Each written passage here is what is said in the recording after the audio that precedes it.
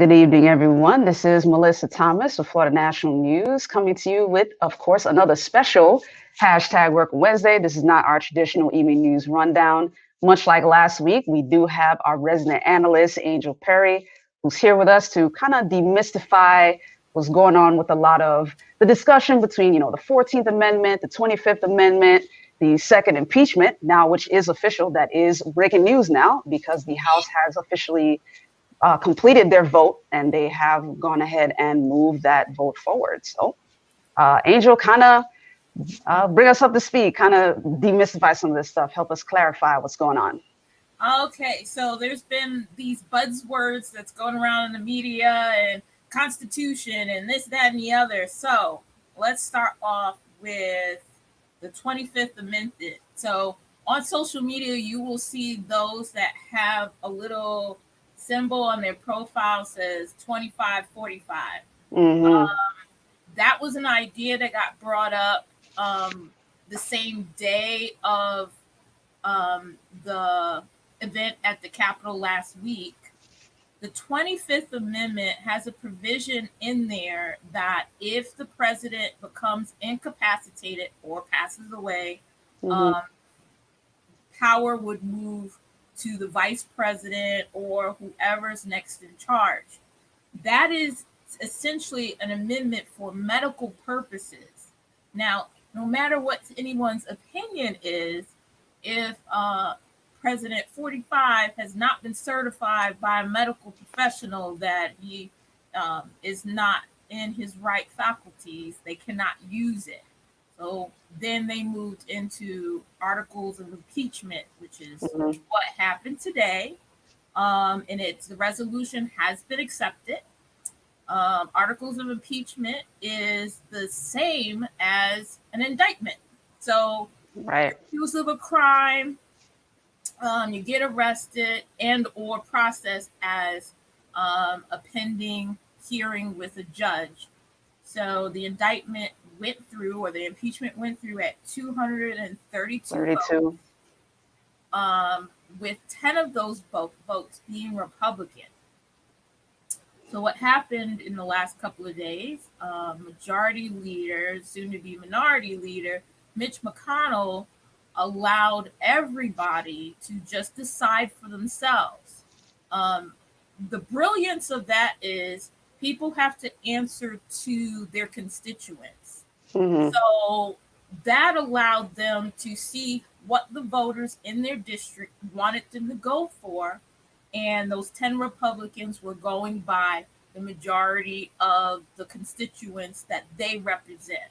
So him and his wisdom, he's been at the Capitol for about 37 years now, realized Republicans cannot lose any more seats. And you have to go by the voters. Sometimes there is an umbrella that a party, whether it's Democrat, Independent, or Republican, will have a motto for whatever election season. But in this particular case, there's such a mixed feelings of one side or the other. He was very, very smart and just, hey, whatever you need to vote as, that would do it. There was no direction on what to vote for. And that allowed those 10 Republicans whose constituents, because you got to remember, Congress represents the people that voted for them. That's what people are forgetting out of all of this. Congress represents their districts. So that means the American people that they speak for are the ones that are guiding what their decisions are. Right. So yeah, today's vote was a pretty interesting one. And ladies and gentlemen, this happened within minutes of us going live.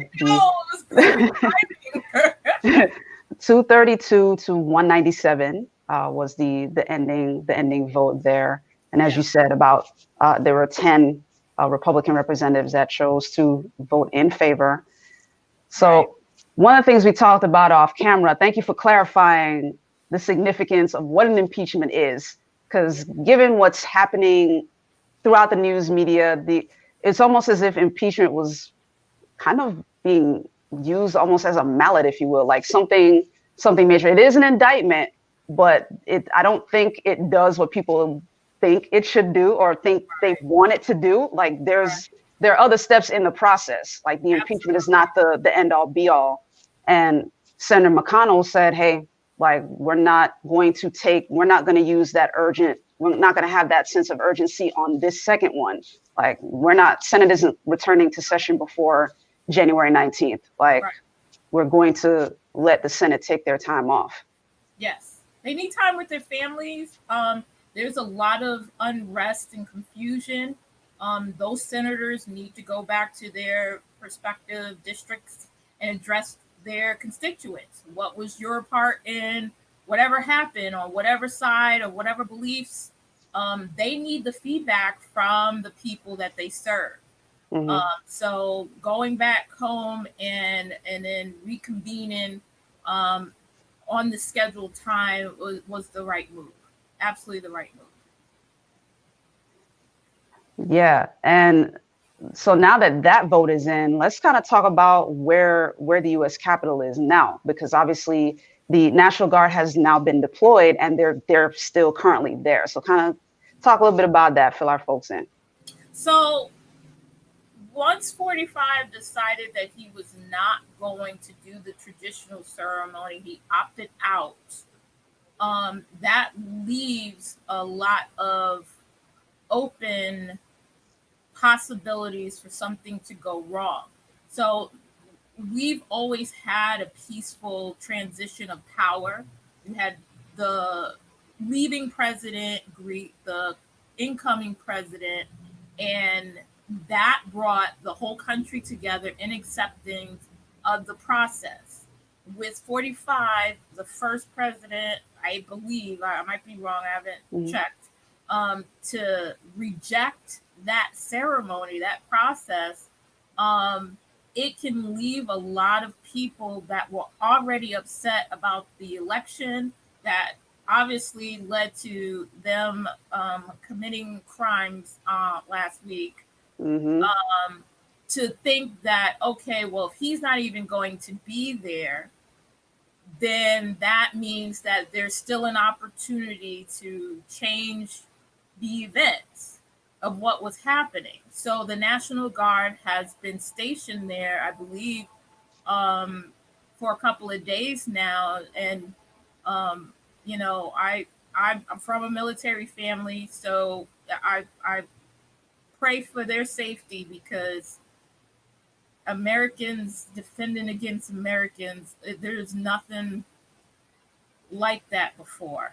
It's very surreal. The Capitol has over 100 soldiers there.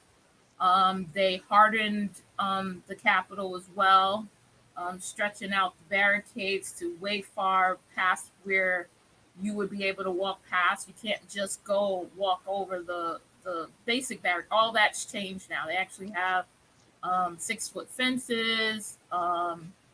The parameter has been enlarged and hardened. It's very difficult to even process, but it's a necessary thing. We've been spoiled with everything going so normal all the time. This past election tested every fence and protection and balances that we've had in place. It's fortunate that it works. Like things work, even with people going against the norms. So, you know, come the Monday, which is Martin Luther King's holiday, there's chatter about all kinds of things across the country, but we will see. We will see. Kind of well said on that. So you talked about the 25th Amendment. So let's get into the 14th and kind of clarify that. 14th is about actually removing the ability to actually serve ever again in public office. It's the third section. It was intended to restrict members of the Confederacy, is how that came about. Mm-hmm. ever serve. So when we had the Civil War and the Confederates lost, we don't want them to ever have power, and that's with the 14th Amendment.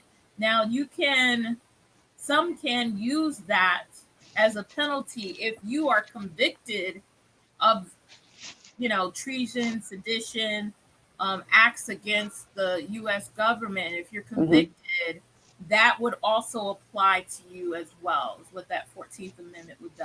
It forces you to never again be able to participate or anything that has to do with the election process. Do So you do you think that would succeed in this case? the Senate would have to decide. So that's the other side of it. So the Senate hearing is essentially the court case. Mm-hmm. They would look at the articles of impeachment that have been accepted. The resolutions have been accepted of what he's being accused of. They would have a hearing, whether short or long. The Senate would have to vote. It would have to be a majority vote for him to be convicted. Right. And then they would also then decide on the punishment, in which case they can elect to use the 14th Amendment if there's findings that what he's being accused of, which a lot of it is that he's the cause of the destruction of the Capitol. There was a lot of damage. Artifacts were taken, windows and doors were broken. 5 people died from that, and there's Right. quite a few Capitol police officers that are recovering from serious injury. Injuries. And then Mm-hmm. we had one officer that was in such distress, he took his own life. He was 53, if I'm not mistaken. I can't recall his name at the moment, but I there was a lot of hard things that happened last week. A lot of difficult things happened last week, and for some of the House representatives, they were using semantics about the timing because of the rally was a certain timeline, and by the time that House Representative Elizabeth Cheney was talking, she is third in power for the Republicans, you Right.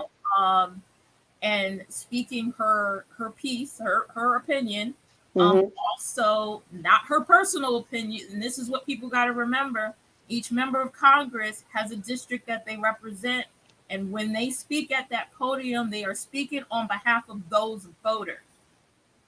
Right. Please remember, each time a member of Congress is talking, they are speaking on behalf of the thousands of American voters that they represent. So in her district, those people firmly believe that his timed rally and speech encouraged those that were already frustrated. You had the whole pandemic pressures, depressions, closures, uh, Mm-hmm. people that were anti-mask and they already felt like they were being violated, now have protests against the congressional record of the electoral votes. And so then when they walked down to the Capitol from the rally, they had almost a year of frustration already. Mm-hmm. The policies that were put in place by 45's administration, a lot of people had a different experience than they ever had before. So that we can't forget. Some businesses boomed out of what that 45's administration did. Some people were able to do things they've never done before, and living here a few decades, and you get opportunities that you've never had before. Who wants to go back to something else or what Mm-hmm. they had before? So to Mm-hmm. balance, perspective, there was a lot of things in place that people felt overwhelmed enough to do outside of what they would normally do, and they felt like they had to fight for what they believe in, and that turned into very physical damage, where people died. Um, I am struggling though, if you're the party of law and order, how do you fight the police? That was my question. So I'm glad you vocalized that. That that hurt me. I have a lot of law enforcement friends, whether military or civilian police officers, and a lot of them I'm very close to. Well, just to watch these people take the American flag and beat an officer with it. Then you had the gentleman throw a fire extinguisher at police officers. And one hit Officer Sicknick in the head, in which he succumbed to his injuries and died. Yep. I'm at a loss. Like, which is it? Are you for police officers, or are you just for what you think you deserve? That's a good question. And I have a follow-up question after this brief commercial break, guys. The conversation does continue, because when we come back from that, I'll ask my follow-up question, but then I'll also want to tap into Angel's expertise with COVID-19, because all of them people were at the Capitol last week and we didn't really see a lot of masks. So stay tuned, guys. We'll be right back with more of our conversation. We'll be back.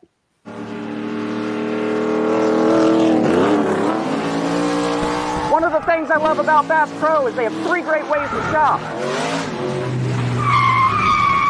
You can head into one of their awesome stores, visit BassPro.com, or get great gear from that catalog Johnny Morris sends out. Hi, here's your package. Bass Pro Shops, where commitment, passion, and the great outdoors all come together. Why would you shop anywhere else? All right, guys, we're back with Angel Perry. We're continuing to talk about, of course, the breaking news today about the historic second impeachment. That vote just came down to 32 to 197 in the House of Representatives. But yeah, one of the things I wanted to ask you, kind of on the back of what you mentioned before we went to break, you were talking about, which is it? Are you for or against law enforcement, or is it more so just things being convenient to what you believe in? And then my question also was related to what you mentioned about someone using the flag as a weapon, like the flagpole as a weapon. And like, just as an African American, I have to ask this, or just as a person, I have to ask this. The national debate for the longest was about the kneeling, in terms of raising the public conversation about police brutality in the first place, in terms of Kaepernick and the kneeling. But then ironically, last week we saw the flag, which is meant to be the national symbol, Old Glory. It's something honorable, being used on law enforcement, which it is almost like someone took the cause that Kaepernick was kneeling for and like wrung it or something. Like it was just an interesting irony. I just thought that was very interesting. And, the conversation now is kind of that hypocrisy, if you will, as to what would have happened if this were, if these were Black Lives Matter protesters or any other people group, period. Even if you don't want to talk about Black Lives Matter, any other people group that would have done the same thing with Old Glory against a member of law enforcement, what would the response have been? So, I mean, let me get your thoughts on that, how you felt about seeing stuff like that. I guess just to do a refresher, just in case someone wasn't understanding, had the NFL player Kaepernick, who started out with sitting during the national anthem before the game, and that got a lot of people upset. They associate the national anthem with patriotism, representing the military and respecting all of these things. Now, being patriotic here in the US is a choice. That's what freedom is. But, people had their discontent with that. Oddly enough, it was a veteran that went to Kaepernick to express to him, when we honor our dead, like you go to Arlington, we take a knee. Yep. Now, also, if you are Christian and some churches, when you pray, you take a knee. So it was a combination of showing that there's something wrong he was trying to highlight in the platform that he had, to take a knee during the national anthem. That transpired to somehow, for those that wanted to say that he wasn't being patriotic, because one, protests, which is nonviolent, doesn't commit crimes, doesn't physically hurt anyone, tells a story of highlighting of what injustices that you want to speak out about. Okay, that's what the kneeling did. Now we fast forward to last week. One, a social injustice is, how we grow as a country and how we evolve to be inclusive, to move forward. That is one lane. What happened last week was sedition. No matter who or what, when you want to stop the process of political law, not even a political law, let me correct that. When you want to stop a constitutional law ceremony and you are enacting violence in order to change a political outcome, that is terrorism. So highlighting an injustice in whatever capacity and creating discord, destruction, and threat to life, including the vice president, is a terrorist act. Those two things are not even the same thing. They're not even the same category. What happened last week is like up here somewhere, and I never thought I would see it in my lifetime, never thought it would happen in this country, to a practice of protest and injustices is our normal process of growth. If you want to be clear, hitting somebody who upholds the law with the flag is desecration. Flat out. She's like, yeah. So, yeah, as I mentioned before the break, I did want to talk about the medical significance too, because even the head of the CDC after what happened was like, this is going to be a super spreader, given the amount of people that were there and uncovered, from your expertise, kind of talk about that too, because you're well versed in that as well. So, we're still in a pandemic, and there was like 40,000 people that arrived in DC.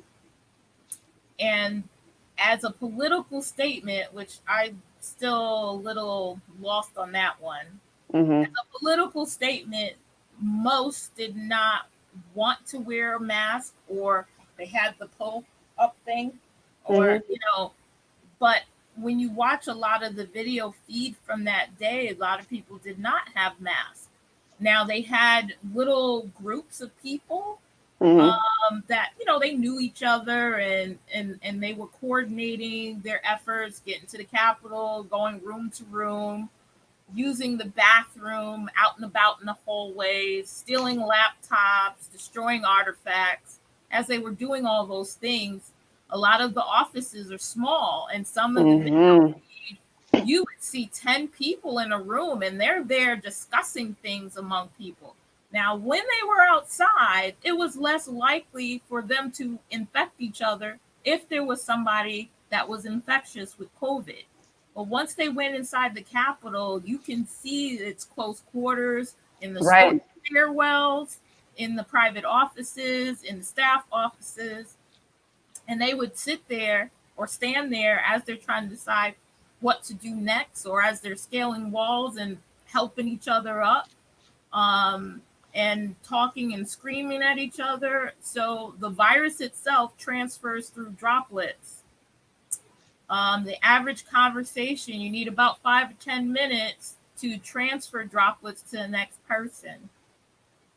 Yeah, they had plenty of time. It was a good few hours that a lot of people were right next to each other talking and carrying on and tearing stuff up. And so we'll, actually this week, because it takes about 4 to 7 days for the virus to manifest. Yeah, a lot of those people will be having symptoms, and we'll be needing a doctor this week. And then my thoughts were also with the law enforcement, because they were screaming directly in their faces. And then, of course, even like those hours later, when both houses returned to continue the process, they were in the building. Like there was no, I don't know how much time there was. I don't know that there was much time for them to wipe the surfaces down. You know what I mean? Like there wasn't much of a, you know what I mean? So even the elected officials, they were at risk when they returned to complete the process. Right. So we might hear that, this coming week in terms of. That was some discussion about, as they were sheltering in place to stay safe. That was object of discussion with one. Some of the congressional members didn't wear masks, and that made people upset. Then you had surfaces. Now, the surface thing, you would really have to, and there's a lot of steps that go into that.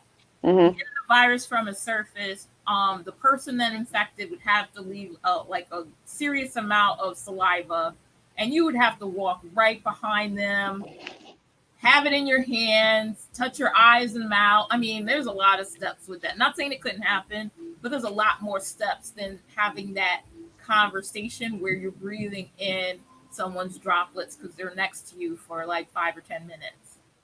So, yeah, that surface thing, that's a little harder to get infected from. Not that it can't happen, it's just a little harder. I got you. We're going to take one final commercial break, guys. And as usual, we always like to wrap up our conversations with what next, right? In terms of how to go forward, how to move on as a nation, as individuals. So stay tuned. We've got more to come. At Duke Energy, we deliver electricity and so much more, like free home energy assessments, rebates for energy-saving improvements, payment options to help you better manage your budget, and even bill credits for helping the community use less energy. So no matter what you're doing, we can help you make better energy choices every day. It's just another way we bring power to your life. How much can you save? And we are back. So, based on everything that we have seen, and now in light of the historic second impeachment, Trump was the first president to ever get impeached twice. Like, what next? Like, what should people be doing at this point? Obviously, those who did storm the Capitol last week, they have been heard. For better or worse, they've been heard. But for the rest of us, what do you recommend in terms of our interaction with our elected officials, in terms of what we can do locally? What do you recommend? So I will always encourage people to find out who their elected officials are. Council person, commissioners, your mayor, chief of police, heads of state. You have a voice when you know who is in charge to speak on your behalf. There is a lot of resources available in your respective counties and municipalities. It's important to be in touch. Send an email of your concerns of your community. Make sure you're registered to vote. Having a voice is more important than gossiping on social media. Right. There is a lot of work to do here in the United States. There are people that are suffering, those that are small business, and those that are work or can work. We all need to be working together so that tomorrow is a better day than it is today.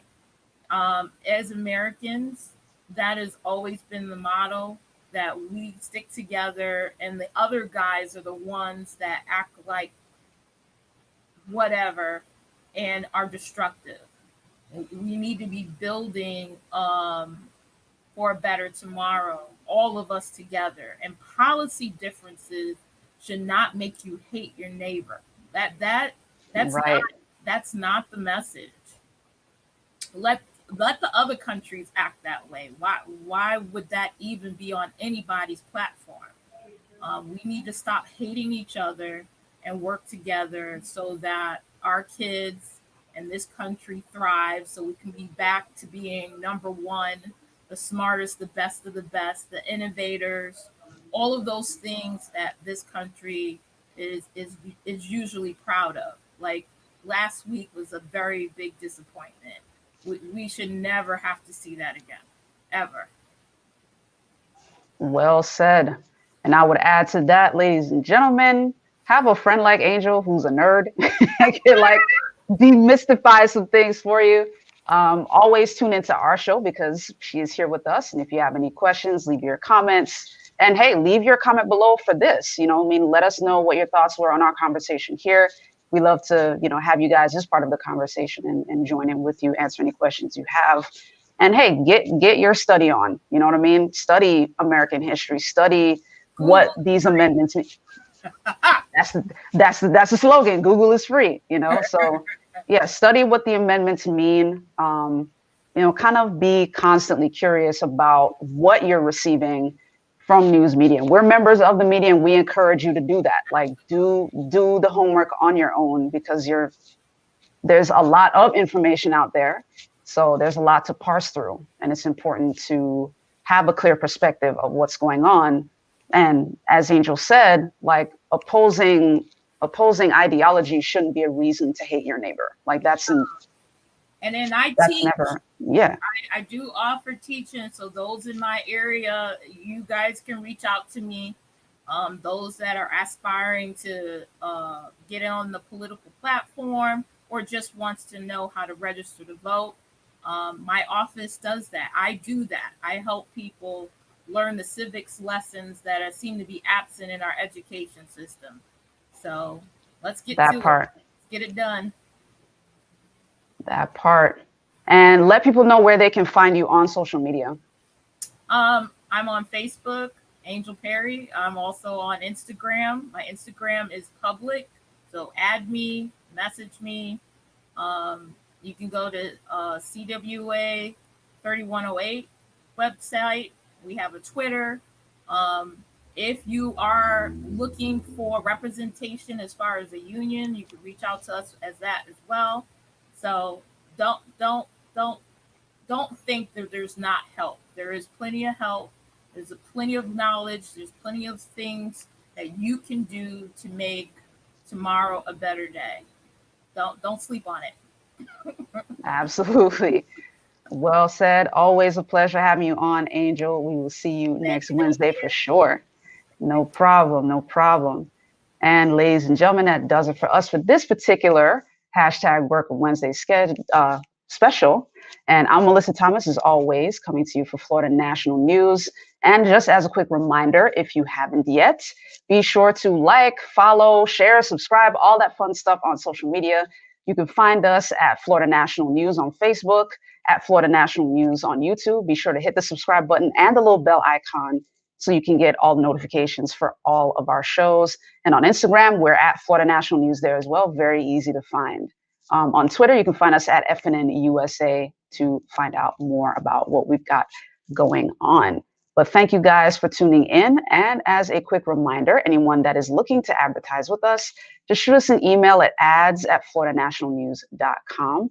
we would be happy to have that discussion with you, to be able to give you opportunities to advertise on our platform or sponsor one of our shows. But in the meantime, guys, especially in light of what happened last week, please continue to stay safe. Make sure you stay in touch with the people that mean the most to you. Make sure that you protect yourselves, all right? Life is precious.